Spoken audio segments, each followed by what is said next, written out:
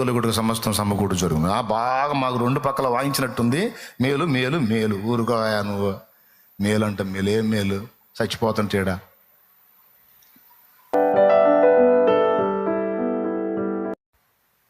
దేవా, అందరి జీవితాలు నా బతుకులాగే ఉన్నాయా? ఎందుకునైనా నాకు ఇలాంటి జీవితం ఇచ్చావు? అందరూ సంతోషంగా ఉన్నారు, అందరూ బాగానే ఉన్నారు, నా బతుకేంది ఇట్లా తగలబడిందని అడుగుతావు. అందరి అనుభవాలు వేరు, నీ అనుభవాలు వేరు. నీకు ప్రత్యేకమైన అనుభవాలు నేర్పి నిన్ను ప్రత్యేకంగా మయంపరచాలని కోరుకున్నాను. అందుకే ఈ అనుభవాలు నీ మయం కోసమే, నీ మేలు కోసమే. నోరుమయ్య అంటాడు. ఇకంతే. గోధుమ గింజ భూమిలో పడి చచ్చినట్టు సావటమే. సావటం అంటే ఏదో ఒకటి చేసుకోమని కాదు. నీ స్వీయతలో, సొంత ఆలోచనల్లో, సొంత అభిప్రాయాల్లో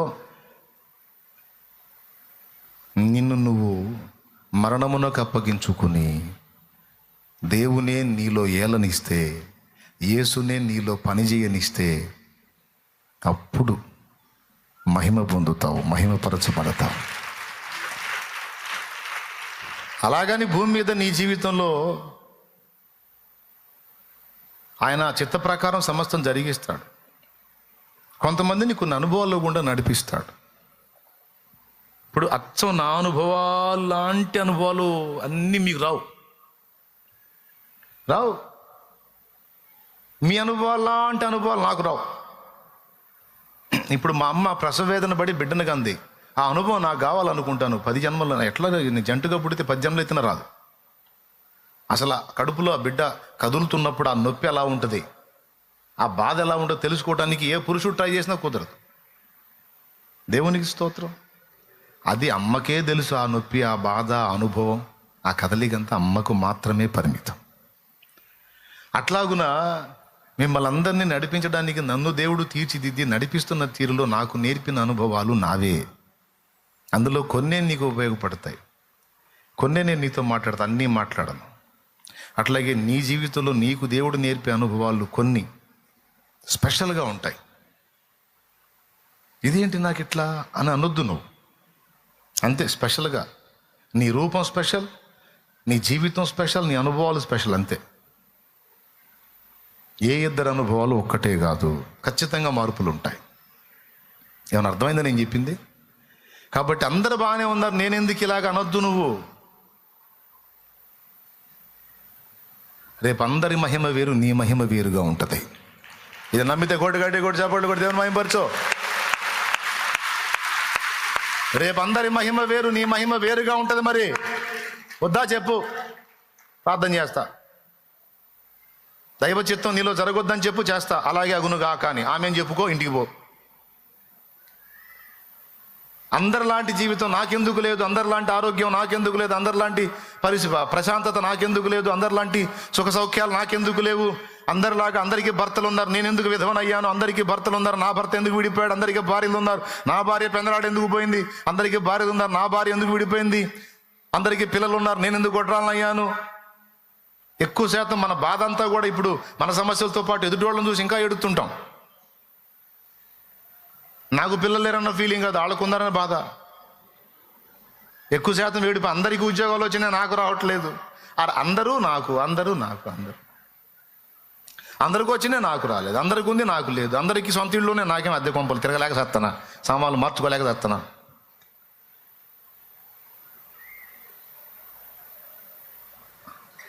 రాదా ఇలాంటి ఫీలింగ్? రాదా ఇలాంటి డౌట్స్? రావా? అందుకే చెప్తున్నాను, అందరికీ ఉన్న అనుభవాలు వేరు, నీకున్న అనుభవం వేరు. రేపు అందరికి వచ్చే మహిమ వేరు, నీకొచ్చే మహిమ వేరు. చెయ్యనీయవయా, ఆయనకి ఇష్టమైన పాత్రగా చేయని, నిన్ను ఆయనకి ఇష్టమైన అనుభవాల్లో గుండా పోనీ, నిన్ను తీసుకెళ్ళని. అందుకు తగిన మహిమ నీకు ఉంటుంది, ఆ గ్యారంటీ, అందులో డౌట్ లేదు. నేను ఎన్నోసార్లు సమాజంలో ఉన్న వ్యక్తులను చూసి నన్ను నేను చూసుకొని, ఎదవలు ఉంటారు కానీ, ఏది ఎదవ బతుకులు ఉంటాయి కానీ ఇంత ఎదవ బతుకు ఎవడికి ఉండదు అనుకున్నా. కొన్నిసార్లు దేవుని దగ్గర ఏకాంతంగా పోయి కూర్చొని, నాలాంటోడు బ్రతికి ఉండటం అనవసరం ప్రభువా, నా ప్రాణం తీసుకో, నా అంతటా నేను చేస్తే నరకానికి పోతా, నువ్వు తీసుకో. నేను ఒక విశ్వాసిగా దేవుని వెంబడిస్తున్నప్పుడు, దేవునితో నడుస్తున్నప్పుడు నాకు ఎదురైన ప్రతికూలతల్లో నేను దేవునికి చేసిన ప్రార్థన అది. నన్ను తీసుకో, నేను తట్టుకోలేను ఈ బాధ, నాకు చాలా వేదనగా ఉంది, నా వల్ల కాదు, తీసుకో. నేను అడిగానంటే మీరు నమ్ముతారా? కానీ అడిగా, ఆ బాధలను బట్టి. నాకేం తెలుసు దీని వెనక ఒక మహిమ దాచబడి ఉందని? నా కళ్ళ ముందు కనపడుతున్న సీనే నాకు విరక్తి పుట్టించింది. నరకంలాగుంది, నాకొద్దు, అసలు ఈ బతికే వద్దు. నిజంగా దేవుడు ఆమెను ఉంటే అప్పుడే తెచ్చేవాడిని. స్తోత్రం. 2004, 2005లోనే పోయేవాడిని. ఆయన ఆమె నన్ను. అందుకే కొన్ని ప్రార్థనలు వినకూడదు మన ఈ దేవుడు, అసలు మనకు మంచిది. విన్నాడా సత్తం? స్తోత్రం. వినకూడదు కొన్ని. వినలా నా ప్రార్థన, నోరు మీరా ఏం మాట్లాడు, మౌనం. అదేమంటే ఈ వచనం కనపడుతుంటుంది, మేలు గలుగుడుకు సమస్తం సమకూడు జరుగును. బాగా మాకు 2 పక్కల వాయించినట్టుంది. మేలు మేలు మేలు. ఊరుకోయా నువ్వు. మేలు అంటే మేలు, ఏం మేలు? చచ్చిపోతుంటేడా. ఈ బాధలో నేనుంటే తడగొకళ్ళు వచ్చి వాళ్ళ బాధలు నాకు చెబుతారు. నువ్వు దేవుడిని నమ్ముకున్నావయ్యా, నా బాధ వినే ఓపిక నీకే ఉందయ్యా, కూర్చోయ్యా, వాళ్ళు అంత చెప్పుకోవాలి అని కూర్చోబెట్టి వాళ్ళు ఏడిచి నేను ఏడిచి వాళ్ళు ఏడిచి 2 గంటలు సాగు కొడతారు. అంతా అయిపోయిన తర్వాత చూసావా ఎంత బాధ ఉందో అంటే నేను అంటాను, ఇప్పుడు దాకా చెప్పింది మధ్యలోకి అని చెబుతాను నేను. నువ్వు రోలువి, నీకు ఒక పక్కే దంపుడు, నువ్వు ఇప్పుడు దాకా చెప్పింది మధ్యలోకి, నాకు 2 పక్కల వాయింపుడు, పని చూసుకొని పంపిస్తాను నేను. ఇక నా బాధలు మొదలు పెట్టగానే, అవునా అట్టయితే నేనే బాగుండగా, మరి అదే ఇక బో దేవునికి స్తోత్రం, హల్లెలూయా. మరి అదే నేనే సద్దామా బతుదా, నేనే విలవిలాడుతుంటే నాకు వచ్చి తెగ చెబుతున్నావు నువ్వా.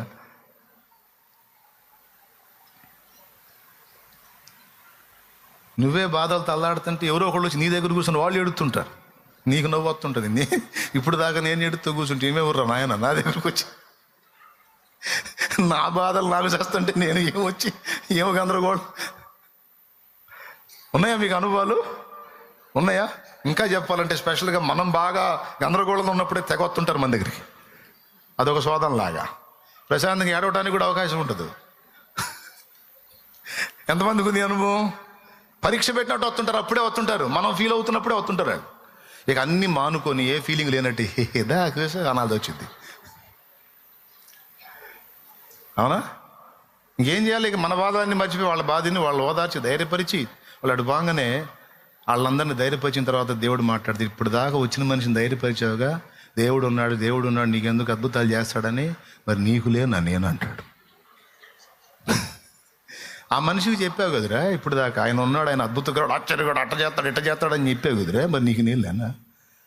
ఉన్నావులే కానీ ఏందో అర్థం కావట్లేదు బ్రదర్, నోరు మీరా నేను చూస్తాను. మేలు కోసమే సమస్తము సమకూర్చి జరిగిస్తుంది. నీకెందుకు మౌనంగా ఉంటుంది, అంతేనటవా? అసలు అట్లా మాట్లాడి ఎన్నిసార్లు ధైర్యపరిచాడో. ఎప్పుడన్నా చూడు ఇదే వచనం కనపడుతుంటుంది. మేలు కోసమే, అవసరాన్ని బట్టి, నీ మయం కోసమే, బాగుందేడా అని నేను. తర్వాత అన్నీ నెరవేర్చినాక ఆ మాటలన్నీ పాటలయ్యాయి. ఆయన నాతో మాట్లాడిన మాటలన్నీ, చూపించిన వచనాలన్నీ పాటలయ్యాయి. అయ్యే ఈ పాటలు. మనము కోరు సంతోషం అల్పకాలము, దేవుడిచ్చు ఆనందం దీర్ఘకాలము. మనము కోరు సంతోషం అల్పకాలము, దేవుడిచ్చు ఆనందం దీర్ఘకాలము. మన దగ్గర ఉన్నది కొద్ది జ్ఞానము, మన దగ్గర ఉన్నది కొద్ది జ్ఞానము.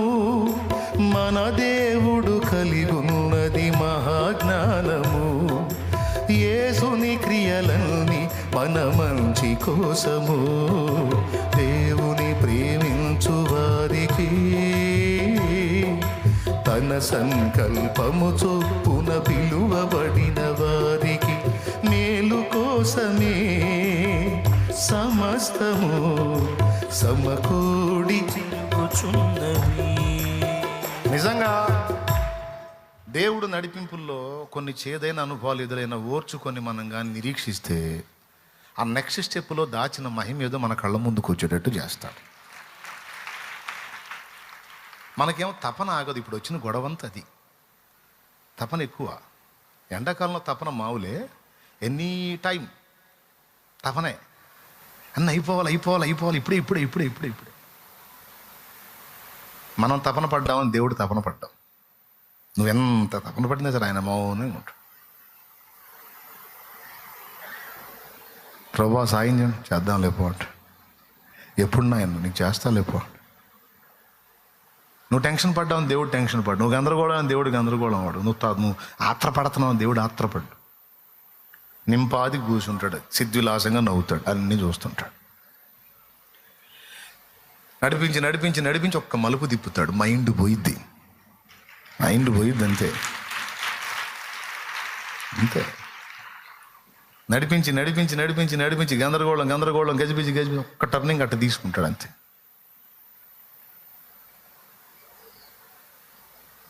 ఆశ్చర్యం కలిగితే భక్తులందరిని అంతే, నన్ను అంతే.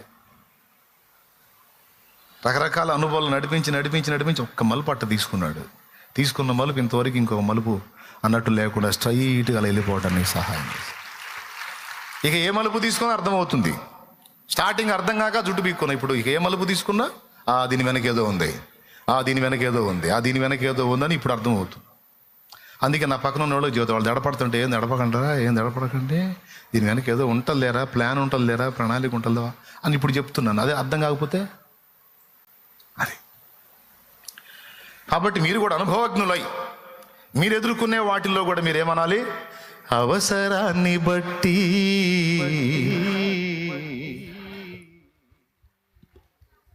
విడిపించిన స్తోత్రం, విడిపించకపోయినా విడిపిస్తే ఇక్కడ మహిమ, విడిపించకపోతే అక్కడ మహిమ, ఆయన ఇష్టం. నిన్ను పిలిచిన దేవుడు నమ్మదగిన వాడు, శోధనలో నిన్ను విడిచిపెట్టిపోడు, కంటి పాపల నిన్ను కాచుకుంటాడు, కన్న తండ్రిలా తోడు నిన్ను ఆదుకుంటాడు. నమ్మునేస్తమా ఇది సత్యం, వీడబోకుమా విశ్వాసం, నీ ఆశ నిరాశ కానీ కాదు వేదన ఎందుకు, నీ కన్నీరు కలకాలముండదు, కలతే చెందకు. ఏమండి ఆ అనుభవాలు నాకు లేకపోతే నేను ఇంత భరోసా నీకు ఎలా ఇవ్వగలుగుతా చెప్పు? నిన్ను ఎలా ఓదార్చగలుగుతా, నేను ఎలా ప్రోత్సహించగలుగుతా? అసలు ఒక్కోసారి కొంతమంది అయితే అసలు ఆశలన్నీ కోల్పోయి పూర్తిగా నిరాశ ఊబిలోకి పేకల దాకా దిగిపోయి వస్తారు. అయినా సరే మళ్ళీ వాళ్ళతో మాట్లాడి మళ్ళీ ఆ ఊబిలోంచి బయటికి లాగి దేవునికి స్తోత్రం అనుకుంటూ పోయేటట్టు చేయాలి. వాళ్ళని నిరీక్షణను వాళ్ళకి అందించాలి. అనుభవం నాకు లేకపోతే, ఆ అనుభవాలు నాకు రాకపోతే నేను ఎట్లా నిన్ను ఎంకరేజ్ చేస్తాను, ధైర్యపరుస్తాను, నిరీక్షణ కల్పిస్తాను, ప్రోత్సహిస్తాను? ఇది నాకు రావాలంటే ముందు దేవుడు నడకేందో, దేవుడి ఆపన్న హస్తమేందో, దేవుని ఆదరణ ఏందో నేను ప్రాక్టికల్గా అనుభవించాలంటే ముందు ఐగుప్తీయులు నన్ను తరవాలి, ఎర్ర సముద్రం అడ్డు రావాలి, మధ్యలో ఎరక్కపోవాలి. అప్పుడు ఆయన బలమైన బాహు సముద్రాన్ని ఓపెన్ చేయాలి, నన్ను బయటేయాలి. ఆ తర్వాత నేను స్తోత్రం చేయాలి, జనాలకు సాక్ష్యం ఇవ్వాలి. ఇవన్నీ జరగాలంటే అటు ఐగుప్తీయులు తరవాలి, ఇటు పక్క ఎర్ర సముద్రం అడ్డు రావాలి. ఈ రెండు అయిపోయిన తర్వాత తంబురు తీసుకొని పాట పాడాలి. ఎంతమందికి అర్థమైంది నిజంగా చెప్పండి? అందుకే సమస్తము సమకూడి అన్న కాడ సమస్తము అన్న దానిలో నీ నష్టాలున్నాయి, లాభాలున్నాయి, గెలుపులున్నాయి, ఓటములున్నాయి, మేలులున్నాయి, కీడులున్నాయి. అయితే నష్టము, లాభము, మేలు, కీడు, గెలుపు, ఓటమి అన్నది లేదికా. నష్టము అన్న కాడ మేలే అని రాసుకోవాలా, కీడు అన్న కాడ కూడా మేలే అని రాసుకోవాలా, ఓటమి అన్న కాడ కూడా మేలే అని రాసుకోవాలా, కార్యం జరగలేదు అన్న కాడ కూడా మేలే అని రాసుకోవాలా. అమ్మాయి పెళ్లి సంబంధం వచ్చినట్టే వచ్చిపోయింది అన్నయ్య అనుకుంటూ వచ్చి దోషెల్లెమ్మ. అప్పుడు నేను చెబుతా, ఏం పలా దరిద్రం వదిలిపోయింది అనుకో అమ్మ, మేలే అని చెబుతా. అదేందన్నయ్య అమ్మాయి సంబంధం పోతే మేలే ఏందన్నయ్య అంటే వాడు ఎంత దరిద్రుడు నీకేం తెలుసు, దేవుడు తప్పించాడు అనుకో అంతే. మేలే, అందలేదు మేలే, రాలేదు మేలే, కాలేదు మేలే, జరగలేదు మేలే. 8,000 జాబ్ రాలా నా బతుకు అన్నా, చీనా బతుకు అన్నాడు ఒక తమ్ముడు వచ్చి. మేలే అన్నా నేను. ఏ మేలన్నా 8,000 ఉద్యోగం రాలేదని నేను ఎడుతుంటే మేలంటాం. ఏమన్నాయన్నా నాకు దేవుడు నేర్పింది అది, మేలేపో ఏదో ఒక మేలుకే నిన్ను అంటే మళ్ళీ 2-3 నెలల వ్యత్యాసంలో మళ్ళీ వచ్చాడు. అన్నా దేవుడు జాబ్ ఇచ్చాడు, మొదటి శాలరీ 19,000 అనుకుంటూ వచ్చాడు.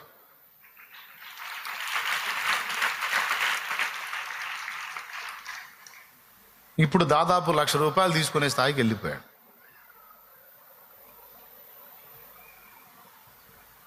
ఇప్పుడు 8,000 జాబ్ పోయింది మేలే, అవునా కాదా? అదే వచ్చి అందులోనే కూర్చుంటే దీనికి ట్రై చేసేవాడు కాదు, ఇది వచ్చేది కాదు. అబ్బాయి ఇప్పుడు కూడా పాపం 10,000-12,000 తీసుకుంటా ఉండేవాడు. ఇప్పుడు చెప్పండి, 8,000 ఆగిపోవటం మేలా కాదా? ఆయన ఇంతే జీవితాడు ఓదార్పు కోసం అంటే నేను ఓదార్చాలని నాకేమైనా ఇది అయింది? నేను చెబుతున్నా, దేవుడు నాకు బాధ్యత ఇచ్చాడు చెప్తున్నాను నేను. అది భూమి మీద అయినా అక్కడైనా దేవుడు కార్యం దేవుడు చేస్తాడు. ఎందుకు భయపడుతున్నావు? ఎందుకు కృంగిపోతున్నావు? ఎందుకు అవిశ్వాసలాగా ఆలోచిస్తున్నావు? ఎందుకు విరక్తి చెందుతున్నావు? ఎందుకు విసుగు చెందుతున్నావు? గతంలో నలిగావు, దేవుడు ఒక మలుపు చూపించాడు, కార్యం జరిగింది. ఇప్పుడు ఇంకొక మలుపులో శోధన వచ్చిందా, ఇంకొక టర్నింగ్ తీసుకుంటాడు దేవుడు. ఓపికతో ఆయన దగ్గర కాచుకో, అంతేగాని అధైర్యపడవా, కృంగిపోవా, సాతానికి అవకాశం ఇవ్వకు, నిరాశ విభులోకి దిగజారిపోవాకు. అంతా నీ మహిమ కొరకే దేవుడు సమకూర్చి జరిగిస్తాడు. దేవుని ప్రేమించే వారికి మేలు కలుగుటకి సమస్తము సమకూడి జరుగుతున్నది. అందరి లైఫ్ ఇలాగుంది, అందరూ బాగున్నారు, నా జీవితం ఎందుకని అనుకోవద్దు. అందరికి ఇచ్చే మహిమ వేరు, నీకు ఇచ్చే మహిమ వేరు. దేవుడు నన్ను స్పెషల్గా నడిపిస్తున్నాడంటే నాకు ఇచ్చే స్పెషల్ నాకు ఇస్తాడు, ఆయనకే స్తోత్రం అనుకుంటా సాగిపో. ఎంతమంది దేవుడిని ప్రేమిస్తున్నారు? ఎంతమంది నేను చెప్పిన సంగతి అర్థమైంది? ఎంతమంది ముగించమంటున్నారు? అమ్మో ఎంత చురుకో మీరు. ఇంకా దానిలే పాపం, చాలా షార్ప్ అండి. టపిమందించేశారు చేతులన్నీ. దేవునికి స్తోత్రం, హల్లెలూయా. పెద్దగా చెప్పండి. ఇప్పుడు 2 చేతులు ఎత్తి చెప్పండి. ఇప్పుడు ఒక ప్రశ్న రేజ్ చేసి శుక్రవారం సమాధానం ఇస్తా.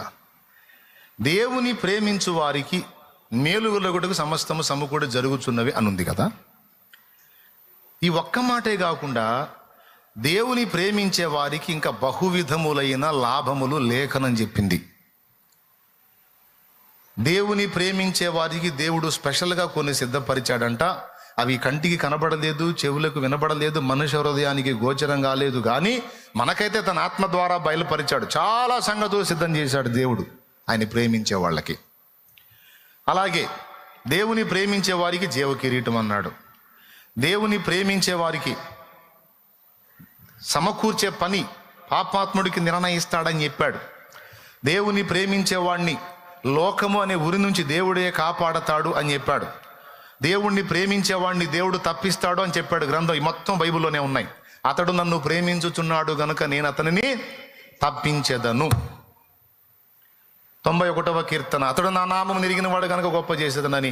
ఇలాగ దేవుని ప్రేమించేవాడికి ఇన్ని లాభాలని చెప్పాడు. ఇప్పుడు మనలో ఎంతమంది దేవుణ్ణి ప్రేమిస్తున్నారు? అయిపోయింది, నేను ముగిస్తున్నా. మళ్ళీ డౌట్ పెట్టుకోవద్దు, మళ్ళీ ప్రసంగం మొదలు పెట్టడేమో అనుకోవద్దు. నిజం, మీకు నమ్మకం కోసం నిలబడుతున్నా. ఎందుకంటే మీ సైకాలజీ తెలుసు నాకు, అందుకని అసలు పొరపాటును కూడా ఇంక నేను చెప్పను. ప్రశ్న వేసి వదిలేస్తాను. శుక్రవారం దేవుని చిత్తం అయితే జవాబిస్తా. ఇప్పటిదాకా ఒక విషయం బోధించాను నేను. ఈ బోధించిన దానిలో కూడా బోల్డ్ అని నీకు ఉపయోగపడే విషయాలు ఉన్నాయి. మళ్ళా నువ్వు వినాల్సిన అంశం ఇది. ఇప్పుడు మాట్లాడింది కొన్ని నీకు అర్థమవుతాయి మళ్ళీ ఒక్కసారి వింటే.